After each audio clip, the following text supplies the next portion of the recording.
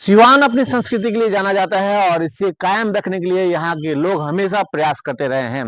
अब इस सिवान में 24 मार्च को होने जा रहा है एक शानदार कवि सम्मेलन मुशायरा, जिसमें देश के कई नामी कवि आने वाले हैं और इस कार्यक्रम को लेकर पूरी तैयारियां कर ली गई है। ये मुशायरा सिवान और कवि सम्मेलन सिवान के भगवान पैलेस में होने जा रहा है, जिसे करा रहे हैं समाज सेवी अनमोल, जिसे करा रहे हैं सिवान के जानी मानी और पूरे देश में प्रख्यात कवित्री आरती आलोक वर्मा और साथ ही साथ अन्य कई सामाजिक संस्था के लोग भी मौजूद रहेंगे। ये कार्यक्रम काफी खास होने जा रहा है और इसमें लोग कर रहे हैं जमकर शिरकत। देखिए क्या कुछ कहा आयोजकों ने। सिवान के छोटे बड़े सभी कार्यक्रम में आपकी भूमिका रहती है, क्या कुछ कहेंगे? ये कार्यक्रम की भूमिका नहीं है, प्यार है कि लोग हमें याद करता है, याद नहीं करता, अपना आशीर्वाद देता है और इस तरह के कार्यक्रम से सिवान को एक अलग पहचान मिलती है। और ये कार्यक्रम का बस एकमात्र उद्देश्य है कि सिवान में जितने लोग हैं, ये पारिवारिक कार्यक्रम है। इस कार्यक्रम में हमें लगता है एक घर से 5-5, 6-6 लोग पिछले साल आया था। ये बताता है कि सिर्फ एक व्यक्ति का प्रोग्राम नहीं बल्कि पूरे परिवार का प्रोग्राम है। और एक पत्रकार भाई ने कहा कि आपको मुशायरा से कभी समझे युवा दूर हो रहे हैं, तो आपके पास एक युवा उदाहरण यहाँ बैठा हुआ है और ये पूरे कार्यक्रम में देख रेख युवा ही करते हैं। सोसाइटी ग्रुप के जितने मेंबर हैं सब एक वॉलंटियर के तौर पे, एक मेंबर के तौर पे खड़े होते हैं और पूरे कार्यक्रम शुरू से लास्ट तक खड़े होते हैं और उनका मन नहीं लगता तो कार्यक्रम में होते नहीं।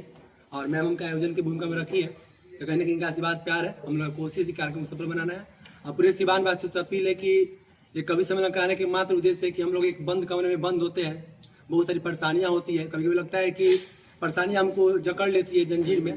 तो इस तरह का आयोजन से ये पता चलता है कि जब यहाँ पे आकर मुस्कुराते हैं तो कहीं ना कहीं उतने समय के लिए तो अपने परेशानी को दूर करते हैं। तो आयोजन करा रहे तो इनके लिए हम हार्दिक में शुक्रिया कहेंगे। अरुपल भाभी हमारी जी है, इनको भी धन्यवाद कि आप इसमें साथ दे रही है और हमें लगता है कि इस तरह का कार्यक्रम आगे भी होता रहेगा। और सभी पत्रकार भाइयों को भी धन्यवाद, क्योंकि इस कॉन्फ्रेंस कराने का बस एकमात्र उद्देश्य था कि हम कम समय में अधिक से अधिक लोगों तक अपने कार्य के बारे में नहीं पहुँचा सकते, लेकिन आपके माध्यम से पहुँचेगा। तो बहुत सारे हमको पता है कि कवि के मतलब बहुत लोग दीवाने हैं। आज सोशल मीडिया पे लोग आपको शायरी पे एक से एक आध वीडियो बनाते हैं, तो कहीं ना कहीं वो प्रेमी है तभी बनाते हैं। और यहाँ पत्रकार भाई भी हमें लगता है कि परसेंटेज लोग कवि के दीवाने में सरप्राइज भी अभी बहुत शौक से सुनते हैं, हमारे क्लास में भी बहुत शौक से सुनते हैं। तो आप लोग के माध्यम से जब लोगों तक जाएगा तो हम उम्मीद है कि आपके एक वीडियो से 10-20 लोग तो एक्स्ट्रा जुड़ेंगे ही, तो हमारा कॉन्फ्रेंस कहीं सफल हो। आपने कहा कि युवा का एक उदाहरण हूँ मैं, तो अगर आप इसके पहले भी शामिल हुए हो या इस तरह प्रोग्राम में आप वाकई रुचि रखते हैं तो यहाँ आप शामिल हैं, तो अगर कुछ कविता या कुछ उस टाइप का शायर याद हो, शेर हो तो बोल दीजिए। हम खुद एक शायरी लिखते हैं, हमें शायरी लिखना पसंद है। हमारा पढ़ के बताएंगे अगर आप शायरी सुनना है। हाँ, पढ़ के ही बता सकते हैं। हम खुद शायरी लिखते हैं, हम मोहब्बत पे ही शायरी लिखते हैं। जब आप बोले तो एक शायरी। एक सवाल मेरा भी है इसके बाद। अब क्यों याद आती हो नहीं साथ फिर क्यों मुझे तड़पाती हो। अब क्यों याद आती हो नहीं साथ तो क्यों मुझे तड़पाती हो। रातों को इन आंखों में आंसू बन क्यों बहती हो। तकियों को क्यों भिगोती हो, दूर होकर भी पास क्यों नजर आती हो। रातों को नींद आता नहीं जब तेरी यादें साथ बैठकर बातें करती है। रातों को नींद आता नहीं जब तेरी यादें साथ बैठकर बातें करती है। कैसे समझाओ खुद को अब तुम पास नहीं हुआ करती हो। तुझे मुस्कुरा कर जाने दिया था, मुझे मुस्कुरा कर जाने दिया था, फिर आंसू बनकर क्यों आंखों में बहती है। अनमोल जी, एक सवाल है कि छोटे बड़े हर कार्यक्रम में आपकी भूमिका आती है। सोशल मीडिया पे चर्चा है कि सामाजिक कार्य से आप नेता की तरफ आपका रुझान जो है देखने को मिल रहा है। क्या लगता है कि भविष्य में आपको नेता बनना है या नेता का चुनाव लड़ना है कि ऐसी भूमिका में आप आगे रहते हैं? देखिए, आपको नेता या फकीर आपका समाज ही बनाता है और समाज अगर चाहे तो आपको जमीन पर भी लाकर खड़ा कर सकता है और समाज चाहे तो आपको एक बड़े तार के पेड़ पर भी चला सकता है। तो एक व्यक्ति तय नहीं कर सकता है कि क्या बनना है, क्योंकि जन्म लेता है तो बस ये सोच कर लेता है कि मेरे माता पिता के लिए कुछ अच्छा करना है। और आप अगर समाज बोल रहा है कि नेता बनना है तो समाज नहीं, सोशल मीडिया पर आजकल देखा जा रहा है कि सामाजिक कार्य करते करते लोग नेतागिरी में आते हैं। तो क्या भविष्य में आपका सोच है कि नेतागिरी में जाएं? हमारा भी कोई सोच नहीं है और समाज चाहता है कुछ। आपके कमेंट बॉक्स में लोग कहते हैं कि नेताजी नेताजी नेताजी।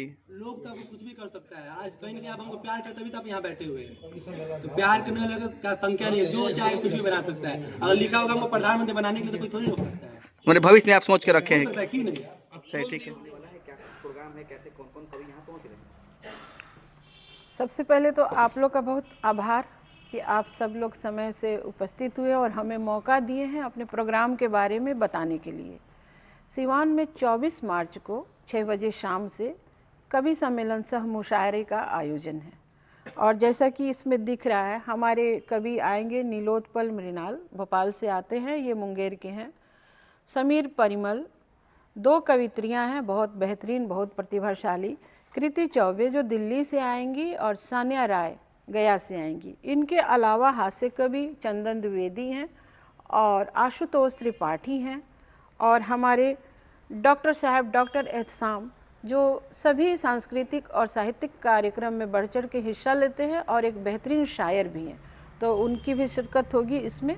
यही टीम है हमारी और मैं जिसको संयोजित की हूँ। देखा गया है कि कभी भी होता है तो मुशायरे का कार्यक्रम ज़्यादा होता है, साथ में कवि सम्मेलन बहुत कम ही देखने को मिलता है। आपने ये दोनों चीज़ एक साथ सोचने का प्रयास किया, क्या कहते हैं? हाँ, मैं तो बहुत देर से मतलब निकली काव्य पाठ करने भी, और मुशायरे का मैंने देखा था कि सीवान में मुशायरे का माहौल है। कुछ मुशायरे राजनीति से प्रेरित होते हैं, कुछ मुशायरे सचमुच साहित्यिक सांस्कृतिक होते हैं। ऐसे में मैंने कोशिश की है कि मैं बाहर गई थी 1-2 प्रोग्राम के लिए, तो मैंने नीलोत्पल को खुद सुना और मंच पर मैं साथ थी, और उनकी बातों की, उनकी कविताओं की रोचकता के कारण, और मैं मुशायरे पढ़ने भी जाती हूँ उर्दू की वजह से, तो मैं दोनों का समावेश करके कोशिश करती हूँ कि हम ये भाषा को अलग तो कर सकते नहीं है, हिंदुस्तानी ज़ुबान है हिंदी और उर्दू। तो इसलिए के माध्यम से समाज में किस तरह का मैसेज देना चाहती हैं? मैसेज तो, पहला मैसेज तो मैं ही हो जाती हूँ कि औरत आगे बढ़ के, कोई नारी आगे बढ़ के किसी कार्यक्रम को संयोजित करती हैं या आयोजक बनती है, इसके लिए मुझे डोर टू डोर जाना भी पड़ रहा है, बहुत मशक्क़त करनी पड़ती है, अपनी बातें समझानी पड़ती है, अपने प्रोग्राम को समझाना पड़ता है, क्योंकि ये प्रोग्राम जब ऑर्गेनाइज होता है तो बहुत सारे खर्चे भी आते हैं जो मेरे अकेले के बस का है नहीं। तो मैं कोशिश करती हूँ सब लोग आए, इस प्रोग्राम को समझें, और वो कोशिश कर भी रही हूँ, तो कुछ सहयोग मिल रहा है, कुछ सहयोग अपेक्षित है। एक सवाल है कि सीवान के बहुत अच्छे कविकार हैं सुनील कुमार तंग जी, की तस्वीर यहाँ पे नहीं है, क्या लगता है कि इसमें क्या है कि उनकी तस्वीर और उनका कोई नाम निशान सीवान में नहीं मिला, कि वो एक अच्छे कवि हैं जो सीवान में उनके नाम से लोग जानते हैं कि सीवान के वो अच्छे कवि हैं, आखिर क्यों? वो मशहूर हैं, नामचीन हैं, उन्होंने अपना मुकाम जो बनाना था बना लिया है, अब बस हम लोगों को उनका आशीर्वाद चाहिए। इसमें तो कोई नामचीन, मतलब हमारे शहर में और भी बहुत लोग हैं, कंवर सिवानी जी हैं जो काफ़ी, कितने शायरों के उस्ताद हैं वो। यह बात एक बार मुशायरा में भी पूछिएगा कि आरती आलोक वर्मा जो कविता के लिए कुछ कर रही हैं, चाहे वो कितनी छोटी कलमकार हैं या जो हैं, ये उर्दू हिंदी दोनों मिला के करती हैं, भोजपुरी भी करती हैं।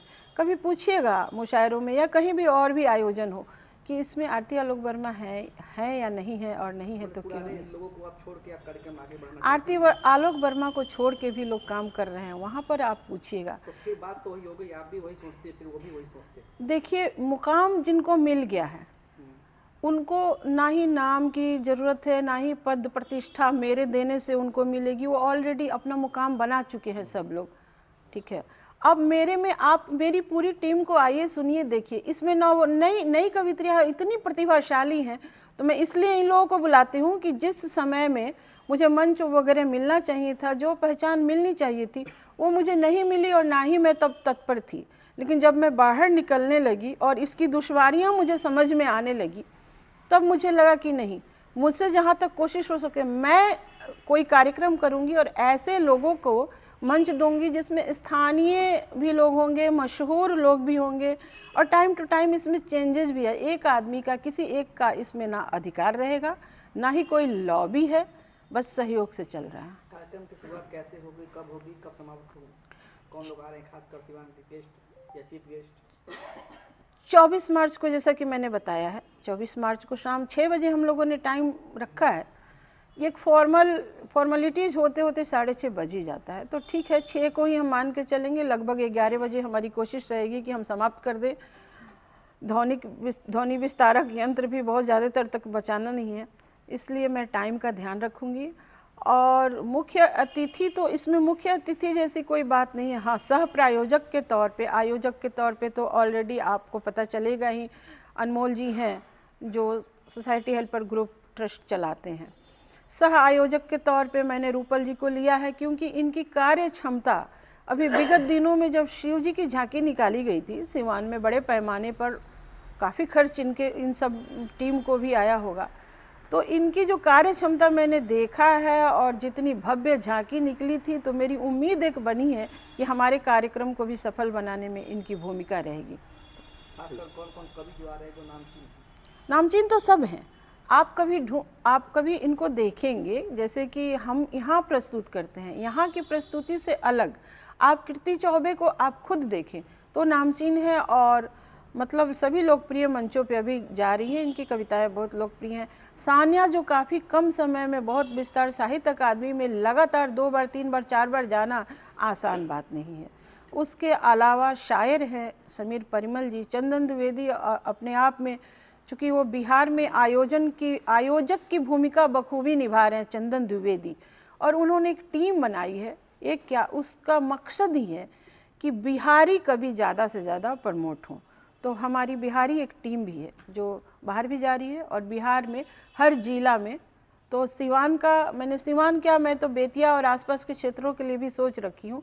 तो सिवान का प्रभार मैंने सोचा है कि जहाँ तक हो सके इस बिहार की पूरी टीम को मैं मौका दूँ। शेरो शायरी और मुशायरे के शौकीन जो लोग होते हैं वे कहीं भी कार्यक्रम होता है तो पहुंचना जरूर चाहते हैं, उनसे क्या अपील करेंगे? और ये कार्यक्रम क्या पूरा निःशुल्क होगा? बिल्कुल निःशुल्क है, और उनसे तो मेरी मतलब ख्वाहिश है, अपील है कि ज़्यादा से ज़्यादा संख्या में सब लोग आएँ और एक शानदार श्रोता होने का परिचय दें। सम्मेलन हो रहा है और लगभग सभी कार्यक्रम में आपकी भूमिका रहती है अच्छी तरह से हर कार्यक्रम को सफल बनाने में, तो क्या कुछ अपील करना चाहेंगी? जी, सबसे पहले तो आप सभी ने समय निकाला, आप लोगों को बहुत तहे दिल से शुक्रिया है। और आप सभी को मैं ये बताना चाहती हूँ कि 24 मार्च को संध्या 6 बजे भगवान पैलेस में अखिल भारतीय कवि सम्मेलन सह मुशायरा होने जा रहे हैं, तो आप सभी इसमें आमंत्रित हैं। वैसे तो यहाँ कवि सम्मेलन और मुशायरा वाले जितने लोग हैं वो लोग तो इसमें रहेंगे, बट आप लोग से विनती है जो आम लोग हैं वो लोग भी इसमें शामिल हो, क्योंकि कहते ना हर लाइफ में हर किसी को किसी ना किसी से परेशानी है, कोई किसी चीज़ में जूझ रहा है, कोई किसी चीज़ में जूझ रहा है, तो एक समय अपने लिए निकालिए, अपने हंसी का ठहाका यहाँ पे लीजिए। इस सम्मेलन में बहुत ही अच्छा लगेगा। अपने दूसरों के लिए तो समय निकल जाता है बट अपने लिए कोई समय नहीं निकाल पाता है, तो उसी बहाने आप इस सम्मेलन में शामिल हों और बहुत ही अच्छा लगेगा। इसमें आप लोग शामिल होंगे, आपको बहुत ही अच्छा लगेगा। मैडम एक चीज इसमें देखिए, तो जो युवाओं का आप रोल मॉडल अभी बनी हुई हैं, और जो युवा हैं कवि सम्मेलन से दूर रहते हैं, ये चीज हम लोग देखते हैं, खासकर इसमें जो 50+ लोग हैं वो ज्यादा इसमें आते हैं। युवाओं को ज्यादा से ज्यादा लाने के लिए क्या कीजिएगा? और सबसे पहले तो ये मैं कहना चाहूँगी, हर जगह तो जेंट्स होते ही होते हैं, बट इस कार्यक्रम को हैंडल कर रही हैं एक महिला जो कि कवित्री आरती आलोक मैम जी हैं। बहुत ही अच्छी सोच रखी है, और शायद ये सब चीज़ें सिवान में हम लोग बहुत कम ही देखते आए हैं। बाहर तो जाते ही हैं, सब शहरों में जाते हैं, सुनते हैं, जिसको इंटरेस्ट है वो पहुंचते ही हैं, बट सिवान में नहीं है, तो उसको ये सिवान में लाई हैं और एक परेशानी को दूर करने के लिए, इंजॉय करने के लिए, लाइफ को एंजॉय करने के लिए। तो आप लोग से अपील है, आप लोग जरूर शामिल। इसमें से कोई खास कवि जिनको आपकी कविता या कोई पोडियम अच्छी लोग जिनको आप सुनती हो? जी, मैंने फर्स्ट टाइम इसके पहले आरती मैडम ने कराया था, मुझे अच्छा लगा था, नीलोत्पल जी ने, तो मुझे बहुत अच्छा लगा था। तो मैंने आरती मैम से बोला था कि आप फिर से दोबारा कहें, क्योंकि सब कोई अपनी लाइफ में बहुत बिजी, बहुत परेशान रहता है, यहाँ आके एंजॉय तो करते हैं उसी बहाने। ठीक।